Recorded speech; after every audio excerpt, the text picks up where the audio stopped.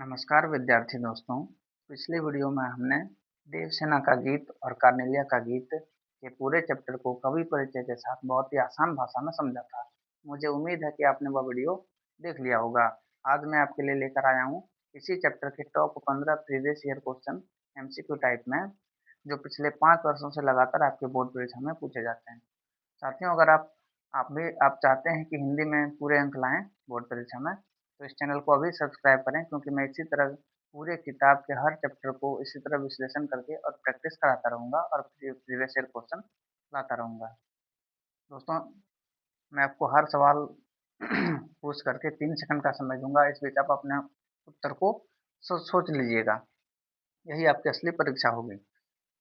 यह दोस्तों, यह 2021 और 2024 दोनों ही वर्षों पूछा गया था। क्वेश्चन है कि देवसेना का गीत जयशंकर प्रसाद के किस नाटक से लिया गया है? तो दोस्तों, ये स्कंदगुप्त नाटक से लिया गया है। 2021 और 2024 में पूछा हुआ क्वेश्चन है। दूसरा प्रश्न है कि कार्नेलिया का गीत प्रसाद जी के किस प्रसिद्ध नाटक से लिया गया है? तो ये भी 2022 और 25 में पूछा गया है, जैक बोर्ड में, झारखंड एकेडमी ऑफ काउंसिल में। दोस्तों, ये किस नाटक से लिया गया है? चंद्रगुप्त नाटक से लिया गया है, आपको पता होना चाहिए। तीसरा प्रश्न है दोस्तों,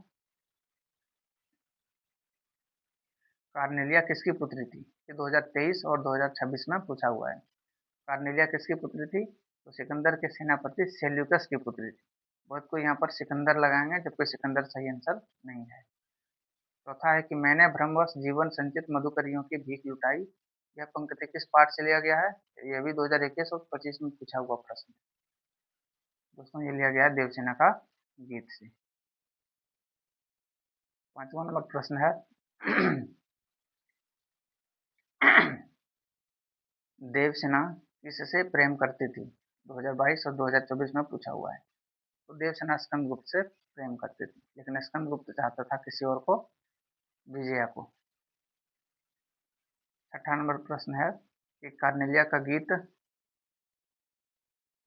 किस देश की गौरव गाथा और प्राकृतिक सौंदर्य का वर्णन है? यह भी हमने आपको बहुत अच्छा से पढ़ा था कि भारत का गौरव गाथा किया गया है। जो सेल्यूकस की पुत्री है कार्नेलिया, वो भारत का गुणगान कर रही है। यह भी 2023 और 25 में आपकी बोर्ड परीक्षा में पूछे गए थे। इसी तरह सातवां प्रश्न आपके सामने है।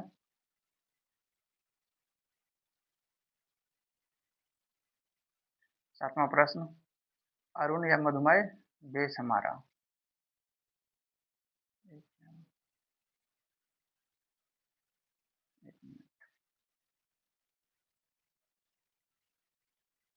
सातवां प्रश्न है, अरुण या मधुमय देश हमारा, यहाँ पहुंच अनजान क्षितिज को मिलता है एक सहारा। इसका पूरा लाइन है। बस यहाँ आपसे पूछा गया कि अरुण या मधुमय देश हमारा, यहाँ अरुण का क्या अर्थ है?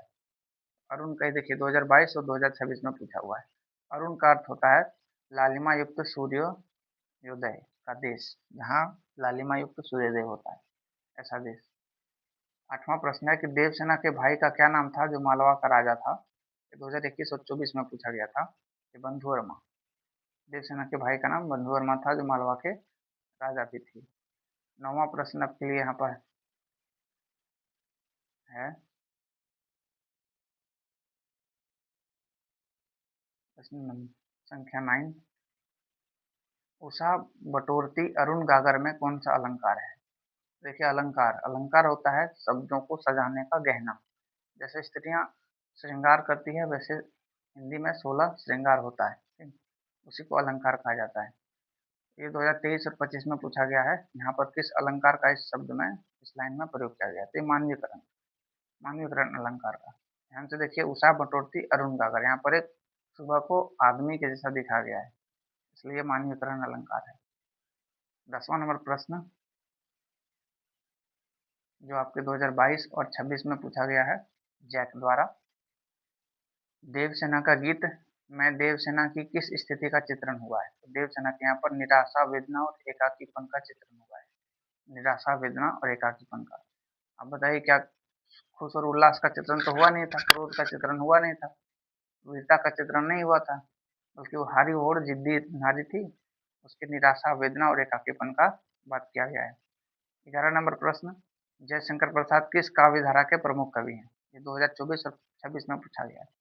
तो जैसा कि आपको पता होगा कि जयशंकर प्रसाद छायावादी कवि हैं।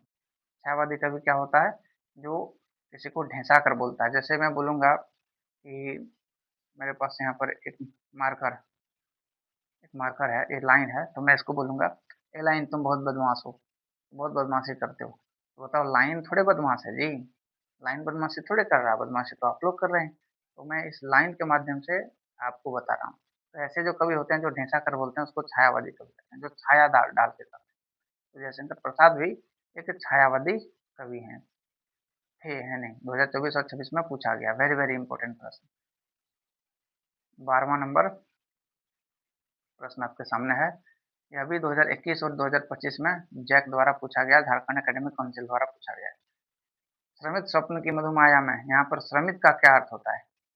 इसमें श्रमित का क्या अर्थ होता है? दोस्तों श्रमित का मतलब होता है थका हुआ। थका हुआ को हम लोग बोलते हैं श्रमित। इसका 13 नंबर प्रश्न है कि कार्नेलिया जो है वो नदी के किनारे किस वृक्ष के नीचे बैठा हुआ था? तो सबसे पहले बता दें कि कार्नेलिया सिंधु नदी के किनारे बैठा हुआ था, भारत में एक सिंधु नदी के किनारे बैठा हुआ था। लेकिन किस पेड़ के नीचे बैठा हुआ था? ये दोस्तों सिंधु नदी के किनारे सतरु, एक ग्रीक ट्री होता है, ग्रीक पेड़, सतरु पेड़ के नीचे बैठा हुआ था और उसी समय समय गीत गाती है। 14 नंबर प्रश्न आपके लिए है, यह भी 2022 और 25 में आपके बोर्ड परीक्षा द्वारा पूछे गए हैं। जैक झारखंड एकेडमिक काउंसिल द्वारा पूछे गए हैं 2022 और 25 में। स्कंदगुप्त ने जीवन के अंतिम मोड़ पर किससे विवाह का प्रस्ताव किया था? स्कंदगुप्त जो है जीवन के अंतिम मोड़ में देवसेना को कहते थे कि चलो तुम मेरे साथ, लेकिन देवसेना ने अपने रिस्पेक्ट किया और नहीं गई। 15वां प्रश्न कि जयशंकर प्रसाद का जन्म कहाँ हुआ था? ये भी 2021 और 24 में पूछा गया है। उनका जन्म काशी में, वाराणसी में, उत्तर प्रदेश में हुआ था। दोस्तों मैंने आपको पहले ही कवि परिचय में पढ़ा दिया है, आप वो वीडियो एक बार देख लें ताकि आप ये सब आपको आसानी से याद हो जाए। लास्ट ये 15वां प्रश्न आपके लिए है, यह भी जो है 2021 और 24 में पूछा गया था। ये 15 प्रश्न ये पूरा एक चैप्टर का खत्म हो गया। मैं इसी तरह जो है तो पूरा देखिए, सरोज स्मृति चैप्टर 2, सूर्यकांत त्रिपाठी निराला जी का, इसका भी मैं इस तरह का बना के लेते आता रहूँगा। तो अगर आप हिंदी में फुल नंबर लाना चाहते हैं और एक नियम और नियोजित तरीके से प्लानिंग बना के तैयारी करना चाहते हैं, तो इस चैनल को अभी सब्सक्राइब करें, क्योंकि मैं ऐसे ही वीडियो पूरे चैप्टर के हर एक विषय का ऐसे ही विश्लेषण के साथ प्रैक्टिस कराता रहूँगा। तो ठीक है दोस्तों, मिलते हैं फिर अगला वीडियो में। तब तक के लिए आपको जय हिंद, जिंदाबाद और जोहार।